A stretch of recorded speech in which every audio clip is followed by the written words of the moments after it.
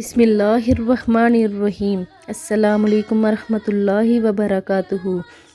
Zainab TV की तरफ से मैं आप लोगों के साथ हज़रत मोहम्मद सल्लल्लाहु अलैहि वसल्लम की बहुत सी ऐसी हदीसें मुबारक हैं जो रोज़मर्रा की ज़िंदगी में हमारे लिए बहुत ही ज़रूरी हैं। रसूलुल्लाह सल्लल्लाहु अलैहि वसल्लम ने इरशाद फरमाया कि अल्लाह ताला ने सिवाय मौत के किसी भी मर्ज़ को बगैर इलाज के हलाक नहीं किया। सहर को बेदार हो जाया करो ताकि आसमानों की बरकत पालो। रसूलुल्लाह सल्लल्लाहु अलैहि वसल्लम ने इरशाद फरमाया, पीने वाली चीज़ों को खड़े होकर पीने से इज्तनाब किया करो। प्यास की हालत में पानी को घूंट घूंट करके पियो, एकदम से हरगिज़ ना पियो। कलवंजी हर दर्द की दवा है सिवाय मौत के कि इसकी कोई दवा नहीं है। और मट्टी खाने से परहेज़ करो, इसलिए कि मट्टी खाना मेरी उम्मत पर हराम है। हमल के बाद औरत को पहली ग़िज़ा खजूर दें। अनार का रस जिस्म के अंदरूनी हिस्से को साफ़ कर देता है।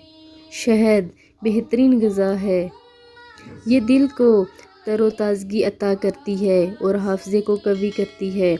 रसूलुल्लाह सल्लल्लाहु अलैहि वसल्लम ने इरशाद फरमाया, रोटी को छुरी से मत काटो, जिस तरह अल्लाह ने इसे मोहतरम करार दिया है तुम भी इसको इसी तरह एहतराम करो। अंजीर बवासीर के मरीज़ों के लिए बहुत ही मुफीद दवा है। किशमिश सफ़रा को उबारने से रोकती है और बलगम को कम करती है। लीमू दिल और दिमाग को क़ुव्वत अता करता है। खरबूजा मिसाने को साफ़ करता है, मैदे को हल्का करता है, जिस्म को तरोताज़ा रखता है। फल को छुरी से टुकड़े करके खाने के बजाय दांतों से खाने में ज़्यादा बेहतर जानो।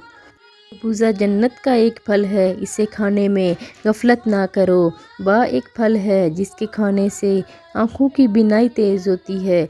नए फलों में बहुत से फ़वाइद होते हैं। नए फल खाने से जिस्म तंदुरुस्त हो जाता है। खजूर को नाश्ते में खाओ ताकि तुम्हारे अंदरूनी जरासीम को खात्मा कर दे। अल्लाह ने खजूर और अनार को आदम की तनीयत से पैदा किया है और जो लोग ज़्यादा खाने और ज़्यादा पीने की आदत होती है वो संग दिल हो जाते हैं। लोगों ने इस वीडियो को आगे लाजमी शेयर करना है। जज़ाकल्लाह।